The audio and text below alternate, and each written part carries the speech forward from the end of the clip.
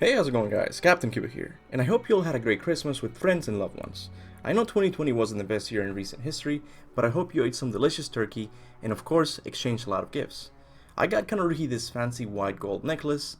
Now, you think I won Boyfriend of the Year by getting her fancy jewelry, right? But no, she still managed to beat me with her gift. She got me a super rare God of War collector's item. It is so rare that I didn't even know it existed. She managed to find a God of War 2 art book. I would leave the link for you guys to buy it, but like I said, this item is really rare. This book contains 100 and plus pages of sketches of characters and settings that never made it into God of War 2. For example, look at this gold statue of Kratos in Sparta depicted as the God of War, or this older looking Colossus of Rhodes, and my favorite, the one-eyed Kraken that got caught really late in production. There's a lot more of these in the book that I simply don't have the time to show here, but let me know if you want me to make a list talking about some of the most interesting ones. For today though, I decided to talk about the most important detail found in this book. Near the end of the book we can see what the original Island of Creation was going to look like. Now for those of you who don't remember, the Island of Creation is the place where all life began. Home to the Sisters of Fate, their temple is located at the edge of the Greek world and is so far from any sort of civilization that it takes a few days riding a Pegasus non-stop to reach it from Rhodes. Kratos started his journey on the isle dedicated to Lachesis. There's also another isle dedicated to his sister Atropos. From this isle, Kratos gives life to the Steeds of Fate, which in turn pull the Island of Creation closer. In the island, Kratos encounters the Barbarian King and Uriel. This section is followed by the Palace of the Sisters of Fate, which houses a phoenix capable of taking Kratos all the way to the top of the spire. I really have no complaints with the world of God of War 2. To this day, I believe this game has one of the best pacing in the series. If it were up to me, I wouldn't do anything differently. But I still think it's interesting to see how this world might have turned out instead. And this is where the art book comes in.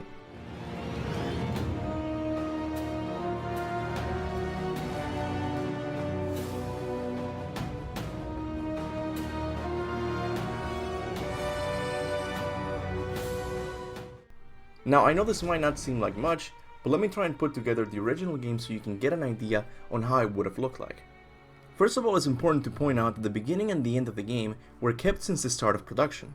Here we see the two isles and their Steeds of Fate, which pull the two bog levels closer to Kratos. And right at the end we see the spire, which serves as the house of the Sisters of Fate. But everything in between was changed. The original island does not contain an Atlas section or even the Palace of the Fates. Instead, Kratos would have to go up a mountain and descend to an underground city called Crete. I wish some images of this city would have survived, but if they can't be found in this book, they're not gonna be found anywhere. Well anyway, after descending the underground city, I imagine Kratos would have to make his way to the fabled city of Atlantis. Now you might be asking yourself how Kratos would cover the distance between the underground city and Atlantis. It seems just as vast as the distance between the Steeds of Fate and the Island of Creation. Well, according to some artwork in the book, this huge distance would have been covered by using underwater portals. Since this part was cut from the final game, these portal sections never made it into the final game either, but they would later find their way into God of War 3 all throughout the game. But anyway, after using these portals, Kratos would make his way to the entrance of Atlantis. This cut level makes me the most sad. It was almost finished as seen in the making of God of War 2. According to some notes in the book, this section was cut from the game because the tower depiction of Atlantis didn't look Greek enough. Instead it looked futuristic. God of War fans would not encounter Atlantis until the release of Ghost of Sparta a few years after, and sadly the one we got there wasn't as interesting as the one cut from God of War 2. In this cut version, Kratos would start his ascent from the base of the tower and make his way up as he fought many aquatic monsters. The top of the tower would actually pierce the ocean above as seen here. Now have you ever wondered why there's a Kraken near the Palace of the Fates in the final game? I always questioned his appearance because the palace is nowhere near water. If Atlantis would have been kept in the final game, the Kraken boss fight would make a lot more sense since the fight would take place near the ocean. Now after defeating the Kraken, Kratos would free the Phoenix and ascend to the top of the spire just like in the final game. I wish I could say this is exactly how Cory Barlog envisioned the original game, but I can't say that. I simply tried to put into context all the new information found in the art book.